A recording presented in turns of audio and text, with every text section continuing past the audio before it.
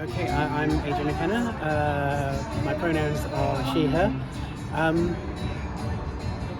I think what Transtock means to me is trans people organising things by ourselves, for ourselves, which is incredibly important. Especially in a situation where it feels like there's more kind of, it feels like we're being forced out of spaces a lot more lately, especially with various changes in government and what have you. So having a space to get people together and sort of rally, really, kind of feel the strength of being around each other, is incredibly important. Which is what I try to do with with my stuff. I try to kind of be a rallying point, really, if I can. It is very scary. I came out as trans a little over a decade ago, and I remember at the time thinking that it would be better by now. I didn't expect that we would still have the bathroom issue as a big thing. I didn't think that the sports issue would be a big thing. I kind of naively thought that science would prevail, that like when people looked at the studies and realized that trans people in general, if anything, have a disadvantage in sports generally. But we're up against a very organised movement of fascists, really, trying to use trans people as the thin end of the wedge to get everyone into, to come to power in some the way that Trump did in the States. And it is very scary. But the only thing I kind of think about is that, like, it's been it's been scary before for us. Maybe not for us personally, but things are still better than they were, and there are more of us, and people are more aware of us now. And while that brings its own challenges and its own risks, it does also. And also, I think the thing that is actually really important is that, like, when you actually go out and you talk to normal people are fine with people being trans. It's a very small movement. In the UK, it's mainly a bunch of middle class journalists and politicians who all go to the same dinner parties, and that's what we're up against. And they just happen to control the media, which is what makes it a problem. But like I said at the end of my set, these people are fundamentally ridiculous, and we will beat them in the end. Fascism always gets beaten. It's just a question of trying to minimise the amount of people who get hurt along the way, basically. Everybody, it's me again, yeah, I know. Can we have another warm round of applause for Alice, please? That was some wonderful work. Some very personal stuff, some very political stuff, absolutely amazing. We have another poet. Unfortunately, Gloria Love was unable to make it today due to sickness, so we send out best wishes to Gloria. So we have AJ McKenna up next. Please give a warm round of applause. Please pay attention. Please keep conversations to a hush. I believe upstairs, is it open for a quiet room or something? I don't know anyway. But please pay attention and respect for all our artists, especially the poets, because it's literally they've just got a voice. Not like dickheads like me who've got guitars to hide behind. So everybody, AJ McKenna, thank you.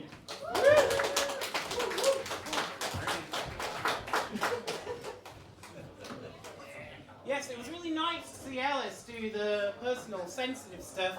I don't do personal, sensitive stuff generally. I mainly do mocking our fucking enemies. And that's what I'm going to do tonight. I'm going to start generally. I'm going to start with a sort of wide spectrum attack, and then I'm going to slowly move towards the top of the pyramid, as it were. So, to begin, this is a poem for everyone who voted for this fucking transphobic, disabled, hating shit show at the last election. And when we pointed out they're a bunch of transphobes and they want to take money away from disabled people and they're racist as fuck, we were always told, oh, but you've got to get the Tories out. What is the point of getting them to change their fucking tie? This is Love Song for a Moderate. How can they call you a fascist when you're such a moderate soul? You never voted for Brexit. You send your kids to a state school, a good one that you moved for, admittedly, but why make your kids pay for your principles? Besides, you still followed the rules. You campaigned for a new referendum, but we can't ignore the red wall.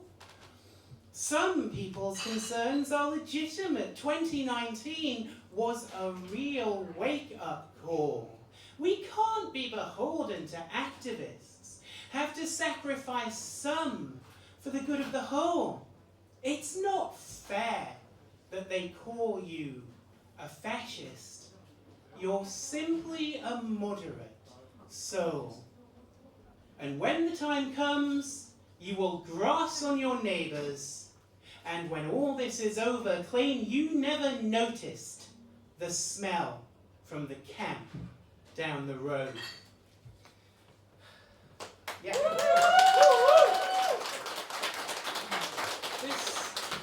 This is why I don't get invited to parties. I can't not say shit like that to people. Moving slightly closer to the top, going a little up the social hierarchy. This is a poem about doctors. I always like to dedicate this one particularly to Hilary fucking Cass. I'm not quite sure what she's a fucking doctor of, veterinary medicine possibly. No, that would require fucking qualifications. This is a poem called Tell Me Physician. Bad doctors make good torturers. Not just because of training in anatomy, because long training and high station flatter vanity and breed resentment of a truculent humanity who will insist they understand their body's mystery far better than their lettered intercessors as they Google diagnoses or ignore their pain beyond capacity for healing or insist on medication or dispute classification as they waddle fat back into surgery regardless of how many times they've been told to lose weight. Okay, maybe I do some personal stuff. And so, a doctor learns to hate and to desire a new relation with her patients, one where actions are dictated and complied with without question, and such fantasies, when licensed, overpower with ease the catechistic call to do no harm, and so the healer learns to injure without qualm. Bad doctors make good torturers, it's true. And good doctors are vanishingly few. So tell me, physician, which are you?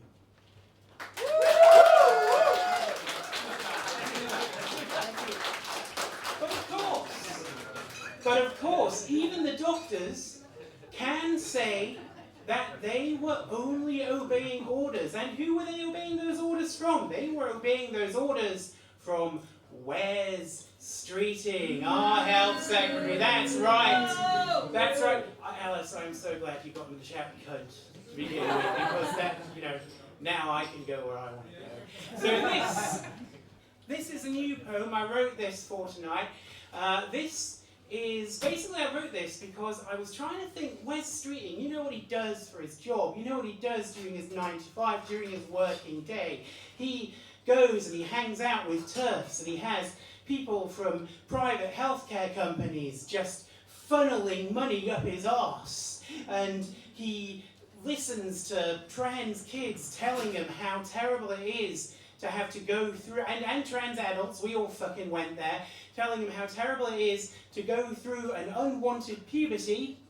And then after he hears these horror stories and these tales of emotional degradation, of feeling like your own body is fucking attacking you every day of your goddamn life, what Wes Streeting does is he calls his secretary and he says, hold all my appointments for the rest of the day, and he has a fucking wank.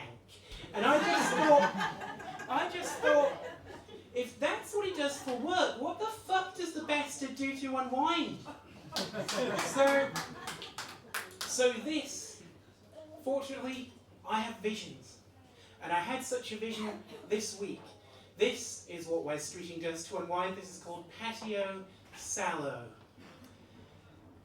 It's couples night, when Wes and Joe dine on their heated patio. Then later, in reclined repose, role-play the parts of Fred and Rose.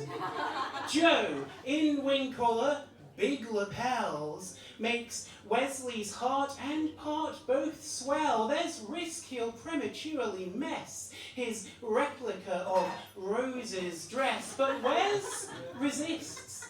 He holds his nerve, while Joe reads extracts from Fred's oeuvre. Their lecture's lectionary kicks off with poor, dismembered Linda Goff, who was, when excavated, found with her whole jaw securely bound and bound around again with tape, like one of Wesley's mates who, pictured in the paper, claim the woke have silenced them again. It makes Wes laugh to see such stuff. Fred knew how to shut pictures up, he chortles, and his Joe agrees, dandling Wesley on his knee. Use tape to keep the pie hole closed. She'll breathe through the tubes in her nose while we enjoy her where she's hung. We know how to have our fun with kneecaps, spine, and finger bones, he coos as Wesley wetly moans. It seems, once more, they haven't got as far as Juanita Mott, but there'll be other couples' nights. For now, it's time to shower, wrap up tight, then take their foreplay to the street where slyly they contrive to meet some shivering urchin, ill at ease, estranged, unhoused by policies put through by some of Wesley's chums to save the cash we spend on guns. Joe always makes the first approach.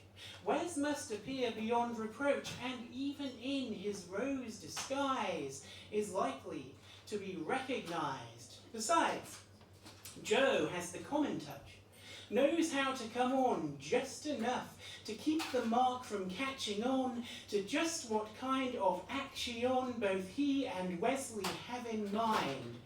And with their urchin thus beguiled, they creep back to their pied-à-terre. And as for what might happen there, we cannot say. We must, of course, be mindful of the libel laws. But oh, what horrors we might know if we dug up Wesley's patio!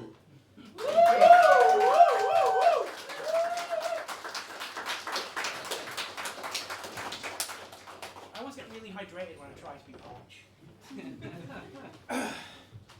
And of course, I alluded to visions, and I alluded to going to the very top of the pyramid, and of course, Wes Streeting, he has a superior as well. This is a poem about Keir Starmer. Now, a lot of people will say, you know, Keir Starmer didn't really get involved in politics until he became a Labour MP, but that's not strictly true. And some people will say he didn't get involved in politics till he was the Director of Public Prosecution, and that's not strictly true either. You see, Keir Starmer sealed the deal that would allow him to become Prime Minister again, this is another vision, this is another thing that I have realised through the ether. It may also have been inspired by a throwaway quote from a Jonathan Meades interview. But Keir Starmer became Prime Minister by allowing his body to be used as the physical medium through which the ghost of Jimmy Savile could fuck the corpse of Margaret Thatcher. And this is a poem about that. It's called Time is a Flat Circular. The old man's back again, back in the barrister's body, called down from the astral for one final coffin fuck, a confirmation deviantly fixed like a green room buggered Boy Scout and his jobless mother, back to celebrate the pig fucker's election win, the stitching up of Scottish independence, the bigots given wing, the begging of the West Lothian question, the increasing use of English as identifier on official forms, the express checkout riot calls, go directly to Pentonville for leaving 10 items or less, the coppers let off for killing the newspaper man, the Brazilian for shagging their way through the runway delayers, the continuum, the irony of his flesh vessel's name, shoving Keir's Hardy into the barbed wire forest between the Baroness's legs, the box office baby Baron of BBC Light Entertainment, Big Daddy's buddy leaping barefoot from the Ring to the Vatican to Broadmoor, and japes with his pal Peter to the memory of Christmases passed out together in checkers, while Dennis pissed himself mute in the corner. To parentheses around the word accomplished in Gladio memos, glasses chinked to celebrate the death of Pasolini, to a future of faith-based depravity, photo ops in Jesus' house, super injunctions preventing the naming of Russian violinists, MI5 ramblers, to the Liverpool coup carried out with Nadim's oracular blessing, to Victorian values, and see Howard Hinton's idea of time, to the slow cancellation, to his haunting of all of our memories, to the abolition of any alternative, the dissolution of time, the breakdown of a real present into a fictional history whose statutes, laws are written to defend while women are beaten by policemen again and again, to Rees-Mogg's hypocritical Easter Amen, to a one-party state ruled by a boring, grey, Singis-Biggle mistake. I will change the things that need changing, and that will be the change that I will bring about. Spaffer, shacked up in number 10. Now, then, now, then, now, then. Oh.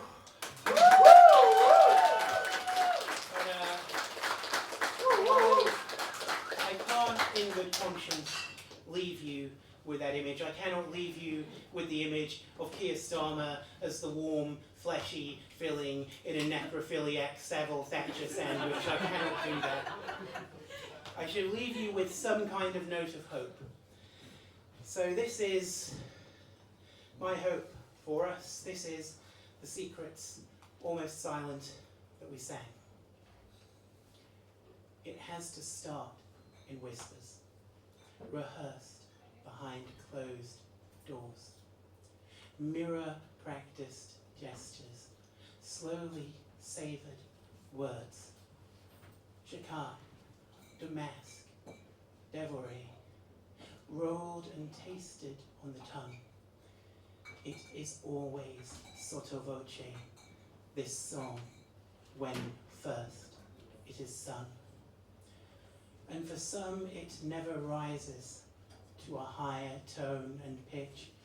For some the song is silenced by the insults, by the fists, by a slow and steady grinding, or a sudden hateful act, by the endless daily sniping, by a world of turning backs.